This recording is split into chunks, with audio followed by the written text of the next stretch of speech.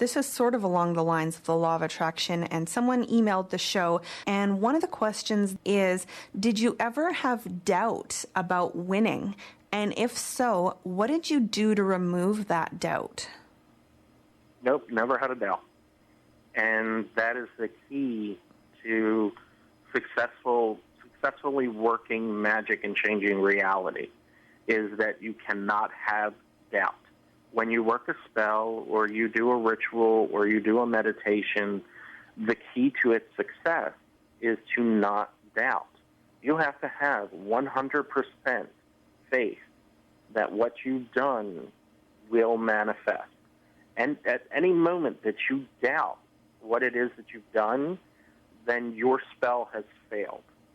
Mm-hmm. And that's the key. I always tell my students that picture your intention as a beautiful garden with flowers.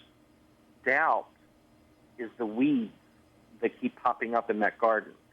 So on a daily basis, you have to go and tend your garden, pull out those weeds. And those weeds can come from either yourself or other people. If you go out and say to people, oh, I just cast a spell to win the lottery, and they say, oh, you're a fool, it's never going to happen, forget it. You hear that, and the minute you hear that, a weed creeps up in your garden. Mm-hmm. So then you have to go back out. You've got to pull that weed out to make sure that you have nothing but perfect intent in your garden. So are you saying that you never had even a millisecond of doubt, or if you did feel any doubt starting to creep in, that's when you paused and did something about it? Correct. I mean, was there milliseconds of doubt? Sure.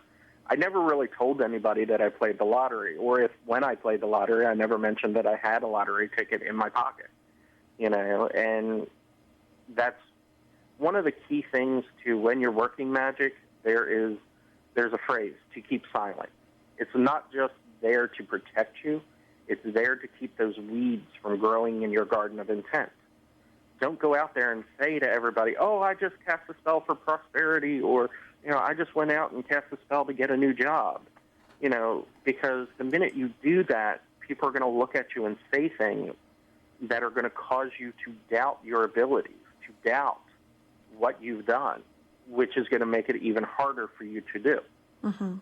But I totally hear what you're saying about if you start telling people things, especially if they're things that seem, impossible or very difficult to achieve, that telling other people could open the doors for them to, ridicule you, or even just to say, it's not going to happen, whatever.